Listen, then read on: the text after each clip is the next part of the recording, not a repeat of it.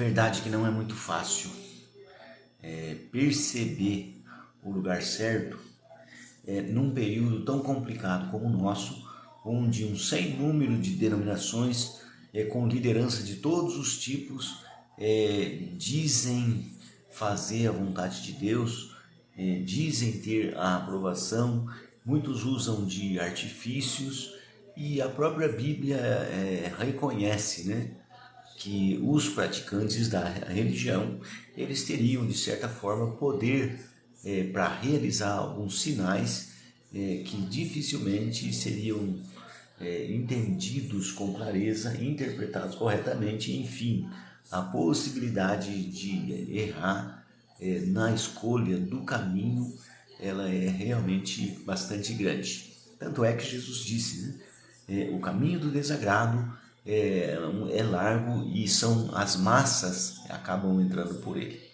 Ao passo que estreito é o portão e apertada é a estrada que conduz à vida. E o detalhe grande é que poucos são os que acham esse caminho numa profusão religiosa tão grande como a nossa. Um detalhe: procurar a religião hoje, procurar o caminho hoje, nos mesmos moldes que se fazia no primeiro século, é sem dúvida bastante arriscado. Como que se identificava a religião verdadeira no primeiro século? Bom, a Bíblia diz, né, Deus se juntou em dar testemunho com obras poderosas e portentos e vários sinais, né, para que o povo que se acostumou então ao modelo mosaico de adoração, onde se fazia ofertas num templo, num tabernáculo, num templo fixo, ofertas de animais.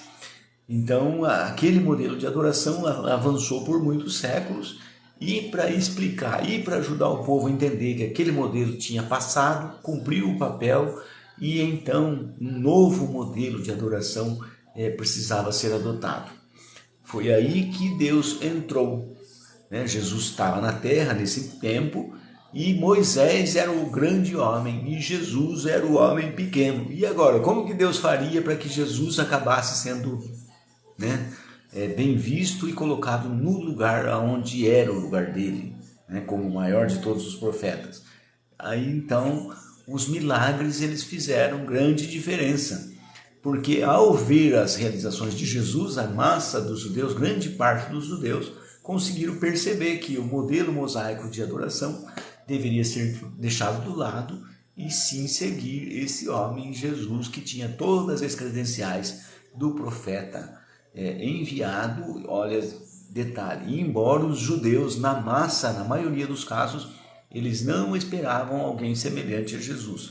Eles esperavam mais alguém semelhante a Gideão, a Jefité, a Sansão e algum outro, porque eles estavam sob o jugo de Roma e eles queriam uma espécie de libertador, um juiz, um guerreiro semelhante a Davi.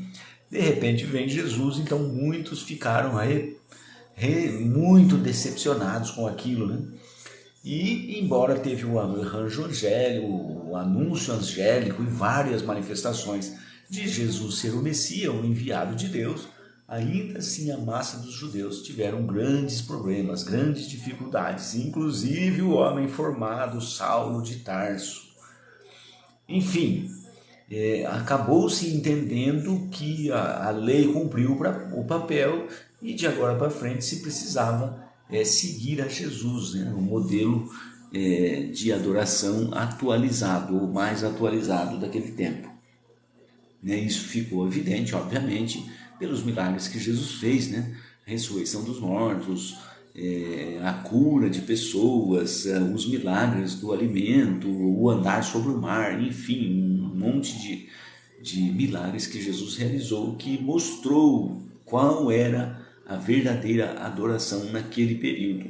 Mas se eu procurar hoje a religião baseada no que determinou a religião verdadeira no primeiro século, com certeza eu vou dar com a cara na porta.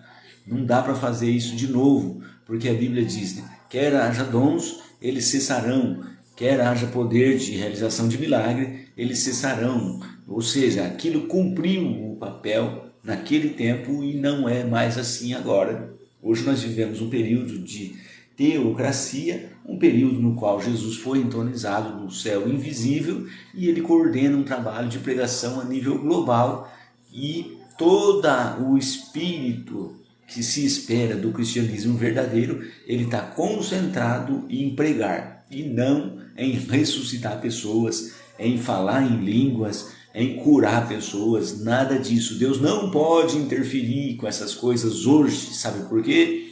Porque se ele interferisse hoje com esses milagres, ele confundiria toda a situação e nós não íamos acabar entendendo nunca que quem governa esse sistema é o diabo. Então ele precisa dar errado o tempo todo, não pode dar certo, para que a gente não confunda.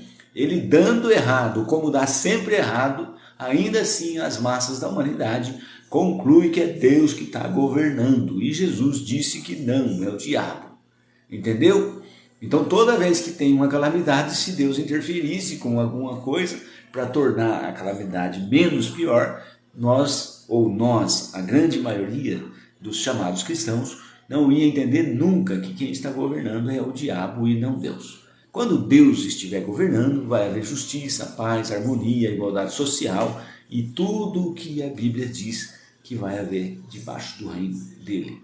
Ou seja, as mesmas coisas que havia no paraíso para Adão e Eva.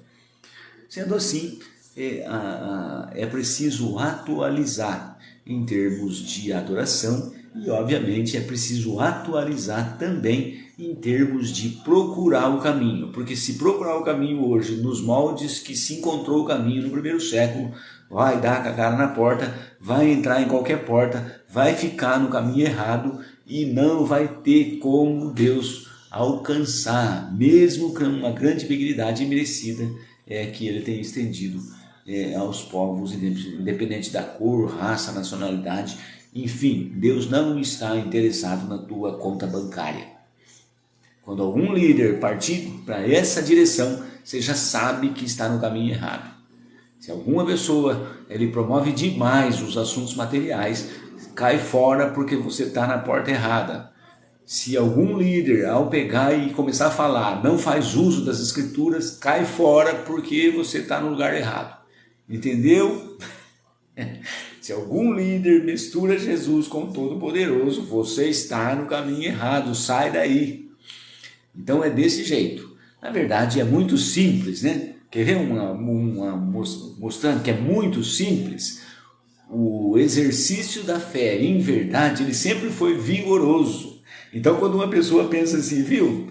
Eu não sei porque eles não guardam para eles essa coisa e insistem em estar pregando e visitando de casa em casa. Então essa pessoa não tem o conceito correto, porque não existe profeta, não existe servo, não existe ninguém que esteja autorizado a saber o livramento e não anunciar para ninguém e ficar guardando para si mesmo. Eu só vou falar se eu subir lá na tribuna e se o povo for pôr dinheiro na caixinha. Não existe isso entre os cristãos verdadeiros. Saulo de Tarso era um homem que podia viver 100% bem em sentido financeiro, mas sabe o que ele fez? Abandonou tudo aquela estrutura e foi fabricar tendas aonde ele tivesse no território. Assim, ele tinha toda a liberdade do mundo para alcançar as pessoas com uma mensagem da Bíblia. E isso sim é servir. E não fica comprando canal de televisão, rádio, um monte de coisa com o dinheiro da igreja, nem andando em baba móvel. É por isso que o serviço das Testemunhas de Jeová ele é diferenciado de todos os demais, porque é alguém que serve a Deus, não é alguém que está sendo servido por Deus. É preciso entender isso definitivamente para que a pessoa não morra. É preciso entrar na arca para que a pessoa não morra. E Deus, ele não vai estender essa misericórdia além daquilo que ele estabeleceu só para alcançar algum bonitão que talvez tenha condições materiais de colocar grandes valores na caixinha da igreja. Isso ele não fará de espécie alguma, porque ele não é servido por mãos humanas como se precisasse de alguma coisa. Se for para fazer isso, ele prefere ficar como aquele lá do apóstolo Paulo lá, né? Um Deus desconhecido. É preferível ser um Deus desconhecido do que um Deus que muda os seus moldes apenas para salvar os bonitões que estão cheios de dinheiro. Jamais esqueça essa possibilidade, porque isso nunca vai acontecer.